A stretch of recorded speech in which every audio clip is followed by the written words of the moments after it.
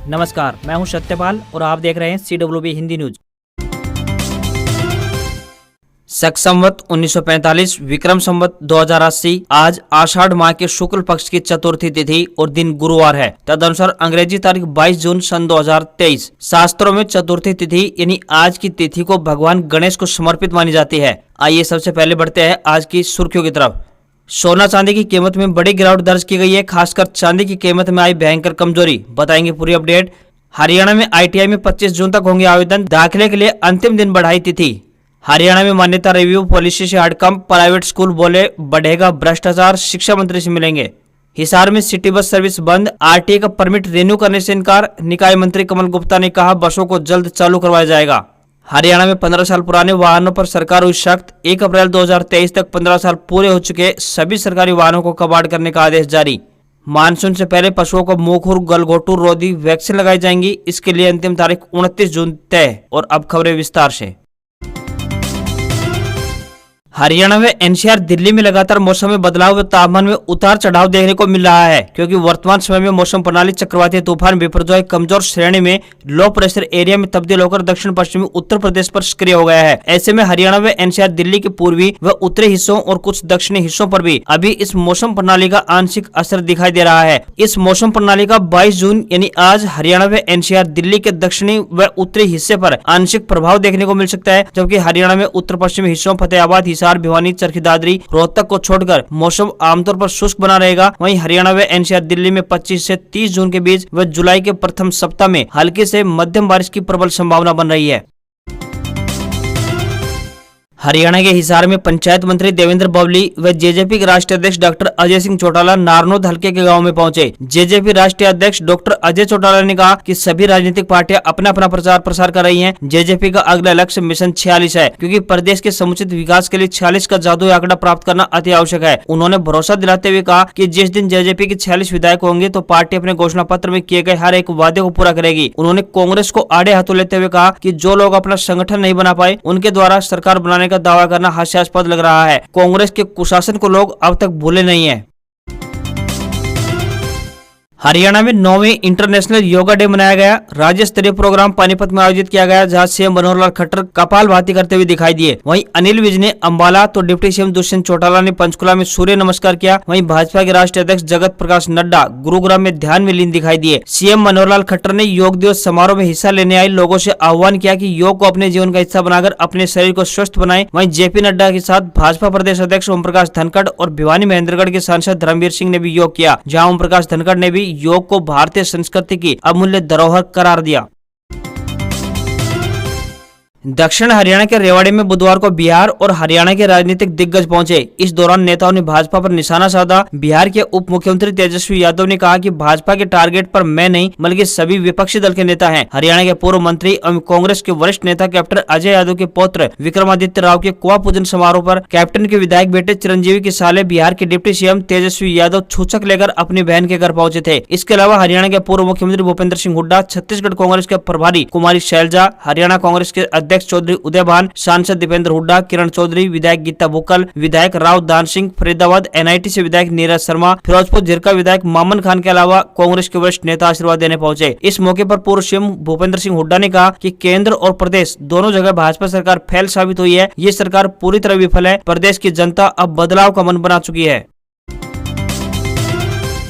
हरियाणा सरकार की प्राइवेट स्कूलों की स्थायी मान्यता रिव्यू पॉलिसी को लेकर संचालकों में हड़कंप मच गया है। पॉलिसी के विरोध में प्रदेश के निजी स्कूल संचालक लामबंद हो गए हैं। उन्होंने कहा है कि सरकार के इस फैसले से भ्रष्टाचार तेजी से बढ़ेगा। साथ ही उन्होंने पॉलिसी का शिक्षा मंत्री कंवरपाल गुर्जर के समक्ष विरोध करने का ऐलान किया। फेडरेशन के अध्यक्ष डॉक्टर कुलभूषण शर्मा ने बताया कि सरकार ने जिन स्कूलों को एक बार मान्यता प्रदान कर दी है उन स्कूलों की बार बार समीक्षा कराने की आवश्यकता क्या है। डॉक्टर कुलभूषण शर्मा ने कहा कि रिन्यू कराने के चक्कर में स्कूल संचालकों को सरकारी ऑफिसों के धक्के खाने पड़ेंगे। बता दें कि हरियाणा के शिक्षा विभाग ने करीब 10 दिन पहले एक पत्र जारी किया है, जिसमें कहा गया है कि जो निजी स्कूल 10 साल के हो गए हैं उन्हें अपनी मान्यता का रिव्यू करवाना होगा। फैसले के अनुसार कार्य करने पर निजी स्कूल संचालकों को करीब 400 पेज भरना होगा। यह अत्यधिक जटिल प्रक्रिया है। यह दोबारा मान्यता प्राप्त करने जैसी जटिल प्रक्रिया से गुजरना होगा। हरियाणा में बड़े कॉर्पोरेट घराने ऑफिस में कर्मचारियों को बियर वाइन पिलाने के लिए इच्छुक नहीं है। उन्हें यह डर सता रहा है कि शराब के नशे में वे अनुशासनहीनता कर सकते हैं। इसके साथ ही नशे की हालत में ऑफिस से घर जाना भी उन्हें महंगा पड़ सकता है। सफर के दौरान उनके एक्सीडेंट की संभावनाएं बढ़ जाएंगी। यही कारण है कि सरकार की कॉर्पोरेट घरानों द्वारा अपने कर्मचारियों को शराब परोसने के लिए एक भी आवेदन नहीं किया गया है। सरकार ने इस व्यवस्था के लिए एक 10 FL लाइसेंस के तहत कॉर्पोरेट घरानों को बियर, वाइन और रेडी टू ड्रिंक पेय जैसे कम मात्रा वाले अल्कोहल पेय परोसने की अनुमति दी है। एक्साइज पॉलिसी 2023-24 में 12 जून से लागू यह प्रावधान सुर्खियां बटोर रहा है। हरियाणा में ग्रुप सी की 32,000 पदों पर होने वाली भर्ती की प्रक्रिया हरियाणा स्टाफ सिलेक्शन कमीशन यानी HSSC ने शुरू कर दी है। इन भर्तियों को आवेदन करने वाले सिलेक्ट हुए अभ्यर्थियों को हरियाणा SSC मोबाइल पर मैसेज भेजकर सूचित करेगा। पहले फेज का स्क्रीनिंग टेस्ट 1 और 2 जुलाई को है। उनके मोबाइल पर मैसेज आने शुरू हो गए हैं। हरियाणा SSC के चेयरमैन भोपाल सिंह खत्री ने बताया कि फर्स्ट फेज में 12 ग्रुपों के तहत होने वाली भर्ती के लिए यह परीक्षा आयोजित की जाएगी। परीक्षा से पहले 28 जून को आयोग की आधिकारिक वेबसाइट पर एडमिट कार्ड अपलोड कर दिए जाएंगे। पहले फेज के बाद होने वाले सेकंड और थर्ड फेज के एग्जाम का भी हरियाणा SSC ने शेड्यूल तैयार कर लिया है। बता दें कि 8 जुलाई को 1, 3, 4, 7, 8, 10, 11, 15, 19 व 40 ग्रुपों के अभ्यर्थियों का एग्जाम लिया जाएगा। वहीं 9 जुलाई को होने वाले थर्ड फेज के एग्जाम में 2, 6 और 26 ग्रुपों के अभ्यर्थियों को शामिल किया गया है। सेकंड और थर्ड फेज के लिए 8 और 9 जुलाई को एग्जाम होंगे।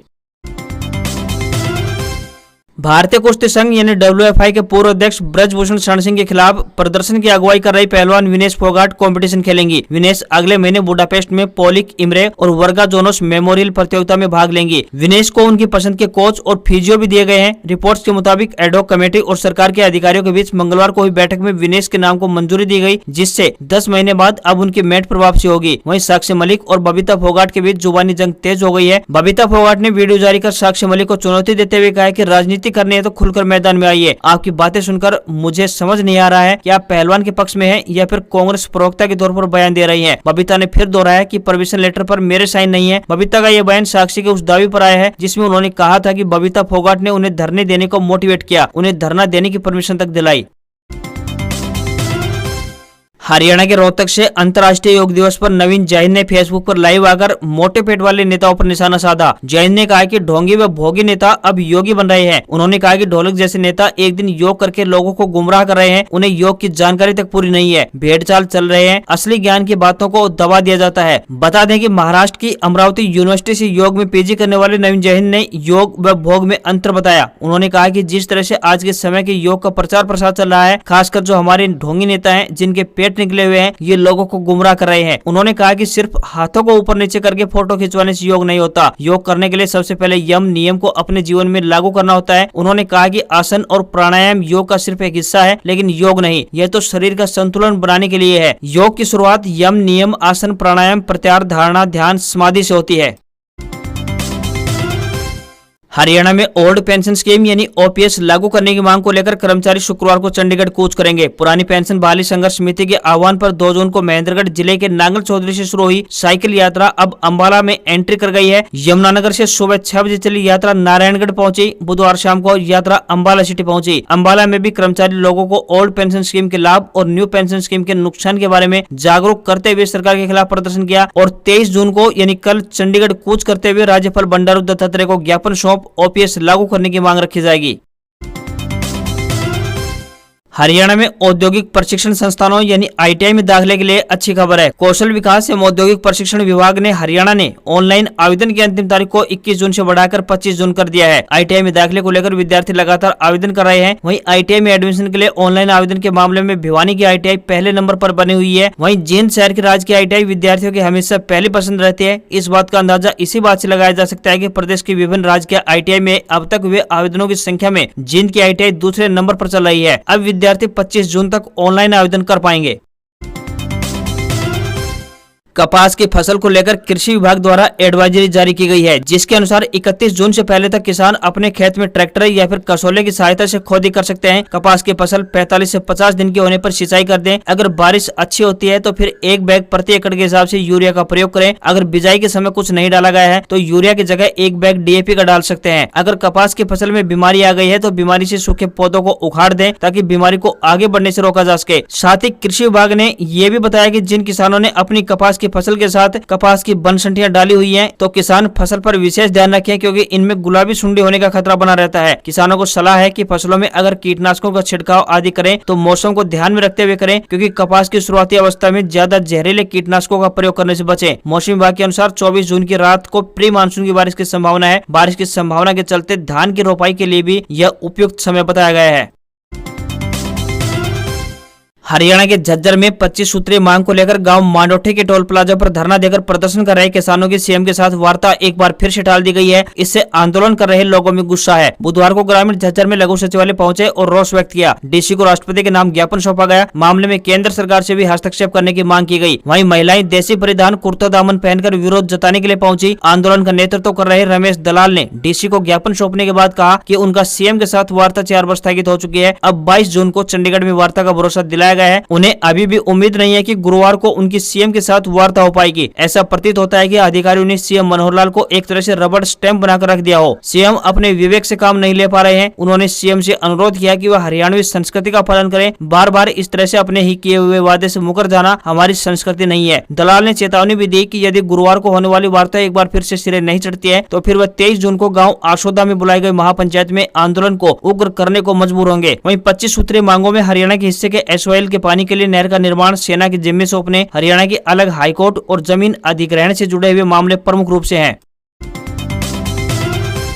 प्रधानमंत्री नरेंद्र मोदी अमेरिका में अपनी पहली स्टेट विजिट के लिए वाशिंगटन पहुंच चुके हैं। यहां वो अमेरिका के राज के मेहमान होंगे। वाशिंगटन में उनका स्वागत भारतीय मूल के लोग करेंगे। इससे पहले उन्होंने यूएन के हेडक्वार्टर में हुए अंतर्राष्ट्रीय योग दिवस के कार्यक्रम में हिस्सा लिया, जहां उनकी मौजूदगी में वर्ल्ड रिकॉर्ड बना। दुनिया में पहली बार एक साथ 135 देशों के प्रतिनिधियों ने योग किया। इसके बाद गिनीज वर्ल्ड रिकॉर्ड के अधिकारी माइकल एम्प्रिक ने यूएन में भारत की राजदूत रुचिरा कंबोज को वर्ल्ड रिकॉर्ड का सर्टिफिकेट प्रदान किया। मोदी ने सुबह लोगों को योग दिवस की शुभकामनाएं दी थी। करीब 29 साल बाद एक बार फिर से भारत के प्रधानमंत्री नरेंद्र मोदी ने दुनिया में भारत को नई पहचान देने के लिए योग को कल्चरल डिप्लोमेसी के तौर पर इस्तेमाल किया। बता दें कि साल 2022 में दुनिया के 192 देशों ने योग दिवस को सेलिब्रेट कर इस डिप्लोमेसी की सफलता पर मुहर लगा दी। भारतीय शेयर बाजार में सेंसेक्स ने 260.61 अंकों की बढ़त के साथ 63,588.31 का जादुई आंकड़ा छू लिया। सेंसेक्स 195 अंक चढ़कर 63,523 के स्तर पर बंद हुआ। इसके 14 शेयरों में तेजी तो वहीं 16 में गिरावट देखने को मिली। इधर निफ्टी ऑल टाइम हाई के करीब पहुंचा। ये 40 अंक चढ़कर 18,856 के स्तर पर बंद हुआ। बैंक, आईटी से लेकर ऑयल एंड गैस और मीडिया में तेजी दिखाई दी। ऑटो, एफएमसीजी, रियल्टी और मेटल में गिरावट देखने को मिली। 25 जुलाई 1990 को बीएसई सेंसेक्स ने पहली बार 1000 के स्तर को छुआ था, तो वहीं 1000 से 10,000 तक आने में इसे तकरीबन 16 साल लगे, लेकिन 10,000 से लेकर 60,000 तक पहुंचने के सफर को केवल 15 साल में पूरा कर लिया। दिल्ली सराफा बाजार में सोना 360 रुपए सस्ता हुआ है, जबकि चांदी की कीमत में 1200 रुपए की बड़ी गिरावट देखने को मिली है। इस गिरावट के बाद दिल्ली में सोने का रेट 59,750 रुपए प्रति 10 ग्राम, तो वहीं चांदी का रेट 72,300 रुपए प्रति किलोग्राम पहुंच गया है। आज खबरों बस इतना ही। देखते रहिए हरियाणा का सबसे बेहतरीन news channel CWB Hindi news. नमस्कार। आप अपनी प्रतिक्रियाएं हमें कमेंट के माध्यम से अवश्य बताएं। आप सभी का स्वागत है।